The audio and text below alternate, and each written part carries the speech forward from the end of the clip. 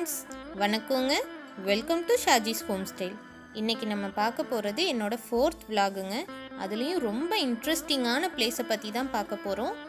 Map பார்த்தீங்களா? கானாடு காத்தான். Welcome to கானாடு காத்தான். அதில் நம்ம ஃபஸ்ட்டு பார்க்க போகிறது வந்துட்டு இந்த அரண்மனை, 100 ஆண்டு பழமையான காரைக்குடி செட்டிநாட்டு அரண்மனை. இந்த அரண்மனை இருக்க இடம் வந்து கானாடு காத்தானுங்க. கானாடு காத்தான் காரைக்குடியிலேருந்து 19 கிலோமீட்டர் தூரத்தில் இருக்குது. ஆனால் கானாடு காத்தானில் இது ஒரு அரண்மனை மட்டும் இல்லைங்க. அங்கே பார்க்குற மோஸ்ட்லி எல்லா வீடுமே அரண்மனை மாதிரி தான் கட்டியிருக்காங்க. ரொம்ப சூப்பராக இருந்தது. இந்த கானாடு காத்தான் அரண்மனை வந்துட்டு நாங்கள் போகும்போது கொரோனா டைம் அப்படிங்கிறனால உள்ளே அலோவ் பண்ணலை சுற்றி பார்க்குறதுக்கு. ஸோ வெளியே எவ்வளோ முடியுமோ அவ்வளோ எடுத்திருக்கோம். இந்த அரண்மனையிலேருந்து நாங்கள் ஒவ்வொரு வீடாக காட்டுறோம் பாருங்கள். எல்லா வீட்லேயுமே மேக்ஸிமம் அந்த என்ட்ரன்ஸ் வாசலில் சாமி சிலை வச்சுருக்காங்க. ஸோ இந்த வீட்டை வந்துட்டு நாங்கள் சுற்றி அந்த ஓட்டை கிரில் கதவு ஓட்டெல்லாம் இருக்கும் இல்லைங்களா, அதுக்குள்ளே கேமரா விட்டு எவ்வளோ எடுக்க முடியுமோ அவ்வளோ வளைச்சி எடுத்தோம். ஃபோட்டோ வீடியோவும் எடுத்திருக்கோம். ஸோ அதுதான் உங்களுக்கு இப்போ காட்டிகிட்ருக்கோம். ரொம்ப அழகாக இருந்ததுங்க. இந்த பேலஸ் வந்துட்டு எப்படி கட்டியிருக்காங்க அப்படின்னா, சுண்ணாம்பு கலவை, கருப்பட்டி, சுடுக்காய் இது எல்லாமே முட்டையோட எக் ஒயிட் இருக்கு இல்லைங்களா, முட்டையில் வெள்ளை கரு, அதில் மிக்ஸ் பண்ணி கட்டியிருக்காங்க. அதனால் வந்து இதை அடிக்கடி பெயிண்ட் பண்ண தேவையில்லை அப்படிங்கிறாங்க. அங்கே மேக்ஸிமம் வீடு வந்து இந்த மாதிரி பிரைட் கலர்ஸாக தான் பெயிண்ட் பண்ணியிருந்தாங்களே. ரொம்ப பார்க்குறதுக்கே அப்படியே பிரம்மாண்டமாக இருந்தது. இவ்வளோ பெரிய வீடு கட்டி இதை எப்படிடா கூட்டி பெருக்குவாங்க அப்படிங்கிறது தான் எனக்கு ஒரு டவுட்டே அங்கே போன உடனே. இப்போல்லாம் நம்ம வந்துட்டு ஒரு 1/2 சென்ட் இடம் இருந்தால் கூட அதை சுற்றி வளைச்சி கட்டிடுறோம், காற்றே உள்ளே வராத மாதிரி. ஆனால் இங்கே பாருங்கள், இந்த வீடு எவ்வளோ பெரிய இடத்துல எப்படி கட்டியிருக்காங்க. அந்த வேலைப்பாடுகளெல்லாம் அவ்வளோ அழகாக இருந்தது. ஸோ சைடில் ஒரு சின்ன கேட் மாதிரி இருந்தது. அதுக்குள்ளே மொபைலை விட்டு முடிஞ்ச அளவுக்கு வீடியோ எடுத்தோங்க. அந்த இந்த டைல்ஸ்க்கு ஒரு ஸ்டோரி இருக்குது. அது நான் அப்படியே வீடியோ போக போக நான் சொல்கிறேன்.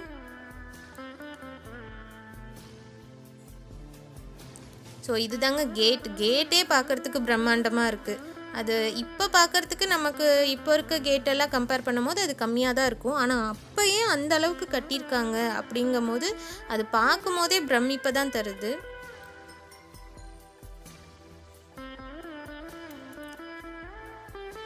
இந்த வீட்டில் உள்ள வீடுலனாலும் அந்த ஏரியாவில் மொத்தமாகவே வீடு எல்லாமே இந்த மாதிரி தான் இருந்தது. ஸோ நாங்கள் வந்துட்டு அங்கங்கே ஒவ்வொரு வீட்டுக்கு போனோம். சில பேர் அலோவ் பண்ணாங்க. உள்ளே போனப்போ கொஞ்சமாக இருந்ததெல்லாம் எடுத்து எங்களால் முடிஞ்சதெல்லாம் கவர் பண்ணியிருக்கோம். நீங்கள் காரைக்குடி போனீங்க அப்படின்னா கோயில் பார்த்துட்டு அடுத்தது இந்த மாதிரி பேலஸ்க்கு வீடெல்லாம் போய் கொஞ்சம் சுற்றி பாருங்கள். ரொம்ப அழகாக இருக்கும். அவ்வளோதாங்க, முடிஞ்சிருச்சு. ஸோ கடைசியாக அந்த கேட்டில் இருக்க வேலைப்பாடையும் ஒரு வீடியோ எடுத்துட்டோம். அந்த அரண்மனைக்கு அப்படியே ஆப்போசிட்டில் ஒரு குளம் இருந்தது. அது கோயில் குளம் தான். ஸோ அந்த குளத்தில் கொஞ்ச நேரம் உட்காந்து விளையாண்டுட்டு அதில் மீனெல்லாம் பிடிச்சி விளையாண்டுட்டு இருந்தோங்க. குளமே எவ்வளோ பெருசு இருக்குது பாருங்கள். அந்த அரண்மனை வீடு சைஸ்க்கு குளம் இருக்குது அதுக்கு ஆப்போசிட்டில்.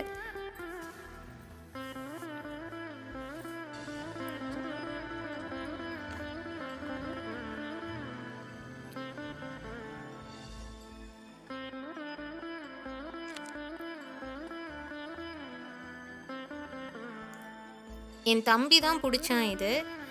ஸோ ஒவ்வொரு மீனாக பிடிக்க ட்ரை பண்ணால் கடைசியில் ஒரு மீன் பிடிச்சிட்டான். நாங்கள் அவன் பிடிப்பானா அப்படின்னு பார்த்தோம், கடைசியில் பிடிச்சிட்டான். நல்ல பெரிய பெரிய மீனாக தான் இருந்தது அங்கே எல்லாமே.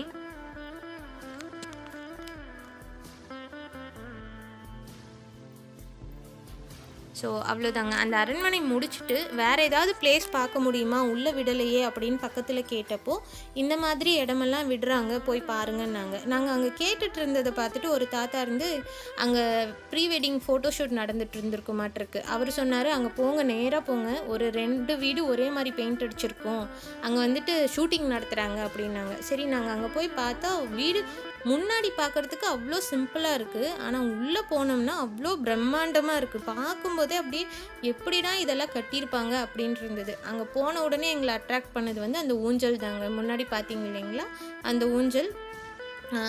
அங்கே வந்து ஒரு ஆச்சி இருந்தாங்க. அவங்க தான் சொன்னாங்க, இது எல்லாமே அந்த காலத்தில் கட்டின வீடு, அது எல்லாமே இன்னும் அந்த பழமை மாறாமல் மெயின்டைன் பண்ணிட்டு வராங்க. அங்கே நம்ம பார்க்குற சின்ன சின்ன விஷயத்தில் கூட நிறைய வேலைப்பாடு இருக்குதுங்க. இது வந்து இன்னொரு தாத்தா வீடு. அவங்களது வீட்டோட என்ட்ரன்ஸில் வாசல் கதவு, நம்மளாம் வாசல் நிலவு வச்சோம்னா ஒரு ரெக்டாங்குலர் ஷேப் வச்சுட்டு ஒரு கதவு வைப்போம், கதவுல டிசைன் வைப்போம். ஆனால் அவங்க அந்த வாசல் கதவுக்கே சைடில் அவ்வளோ டிசைன் கொடுத்துருந்தாங்க. அது எவ்வளோ நுணுக்கமாக செஞ்சுருக்காங்க பாருங்கள் அந்த வேலைப்பாடெல்லாம் மரத்தில். இது எல்லாமே பர்மா தேக்கில் செஞ்சது அப்படின்னு ஆச்சி சொன்னாங்க. ஸோ இந்த வேலைப்பாடெல்லாம் பார்த்துட்டு இதெல்லாம் எப்படிடா கட்டியிருப்பாங்க, ஒரு கோயில் கதவு பார்க்குற மாதிரி தான் இருக்குது நமக்கு. நம்ம சாதாரண வீடு தான். அவங்க வீட்டுக்குள்ளே போய் பார்த்தோம், ஒரு தாத்தா கூட்டிகிட்டு போனார்.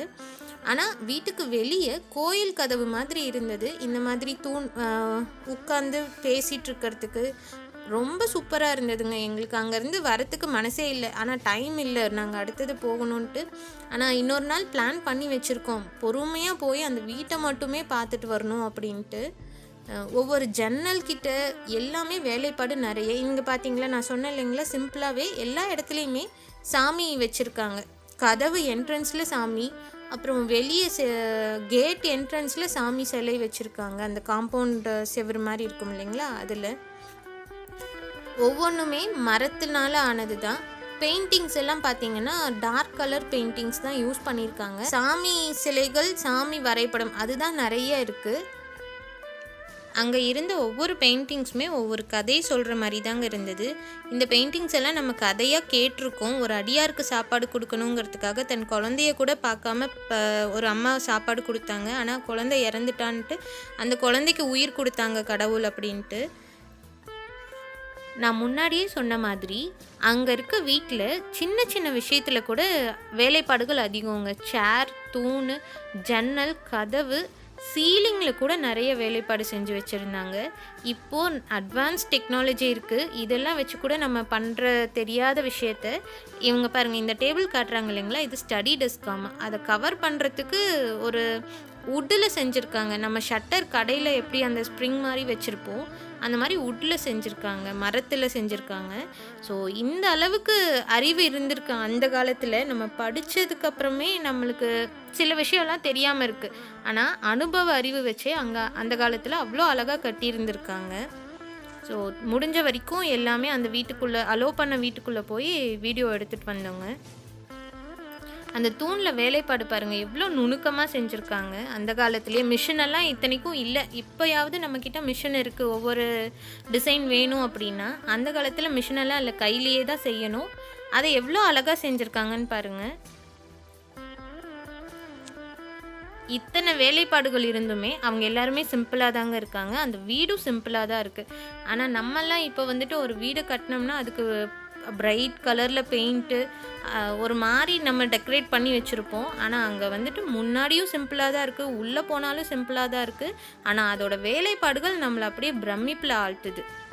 அந்த டெரஸ் மாதிரி வச்சுட்டு அதில் தண்ணி கொட்டுற மாதிரியெல்லாம் நான் சினிமாவில் படத்தில் தான் வீட்டை பார்த்துருக்கேன். இது வந்து அந்த ஆச்சி சொன்னேன் இல்லைங்களா, அங்கே அந்த ஊஞ்சல் பக்கத்தில் இருந்து கண்ணாடியில் கூட எவ்வளோ வேலைப்பாடுகள் பார்த்தீங்களா. அதுக்கு ஒரு டோர் மாதிரி செஞ்சு அதை வச்சுருந்தாங்க. சரி, அந்த வீட்டை விட்டு வெளியே வந்துட்டோம். வெளியே வந்து பார்த்தா அந்த ஏரியாவில் இருக்க எல்லா வீடுமே இந்த மாதிரி தான் இருக்குது. எந்த வீட்டை விடுறது எந்த வீட்டை எடுக்கிறதுனே தெரியாமல் பார்த்தோங்க. ஆனால் எதையுமே உள்ளே அலோவ் பண்ணலை. அந்த 2 வீடு அலோவ் பண்ணாங்க. ஸோ வெளியே இருந்தே எவ்வளோ கவர் பண்ண முடியுமோ கவர் பண்ணோம். எல்லார் வீட்லேயுமே பார்த்தீங்களா மேலே சாமி சிலை வச்சுருக்காங்க. ஸோ அவங்க கடவுளுக்கு அவ்வளோ முக்கியத்துவம் தந்திருக்காங்கங்கிறது இதிலிருந்தே தெரியுது. இந்த வீடு நீட்டாக மெயின்டைன் பண்ணலையாட்டிருக்கு. மெயின்டைன் பண்ணியிருந்தாங்கன்னா இன்னும் சூப்பராக இருந்திருக்கும். அங்கே போகிறதுக்கு முன்னாடி காரைக்குடினா செட்டிநாடு சாப்பாடு தான் ஃபேமஸ்னு நினச்சிட்டு இருந்தேங்க. ஆனால் அங்கே போன பிறகு அந்த தாட் ப்ராசஸ் அப்படியே மாறிடுச்சு. வீடெல்லாம் அவ்வளோ ஃபேமஸாக இருக்குது. Sivaganga tourism spots. ஸோ இந்த மேப்பில் பார்த்தீங்கன்னா சிவகங்கையில் என்னென்னலாம் சுற்றி பார்க்கலான் இருக்கும். நீங்கள் எல்லா ஏரியாவும் சுற்றி பார்த்துட்டு கடைசியாக இந்த வீட்டெல்லாம் வந்து சுற்றி பாருங்கள். உங்களுக்கே ஒரு ஃபுல்ஃபில் ஆன ஃபீலிங் வரும். டூர் போய் நம்ம என்ஜாய் பண்ணியிருக்கோம் அப்படின்ட்டு. நான் சொன்ன மாதிரி அங்கே எல்லா வீட்லேயுமே அந்த சாமி வச்சுருக்காங்கங்க முன்னாடி என்ட்ரன்ஸில். இதில் பாருங்கள் குதிரையெல்லாம் கூட வச்சுருக்காங்க.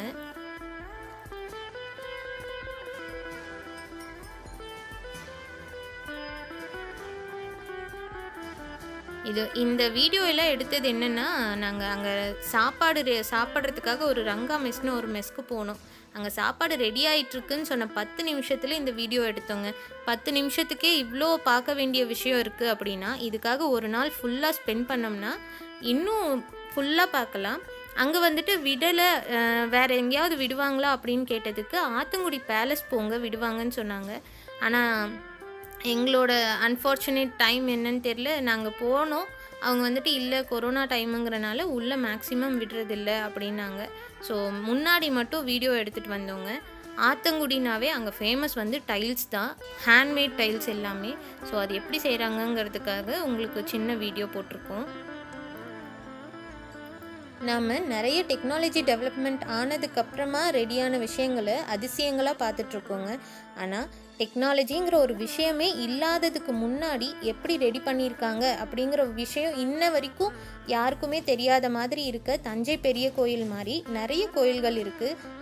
அதுக்கப்புறம் இந்த மாதிரி நிறைய வேலைப்பாடுகள், டூல்ஸே ரெடியாகாத முன்னாடி எப்படி வேலைப்பாடு இவ்வளோ அழகாக செஞ்சுருக்காங்க அப்படின்னு வியக்க வச்சு பார்க்குற நிறைய கட்டிடங்கள் இருக்குங்க.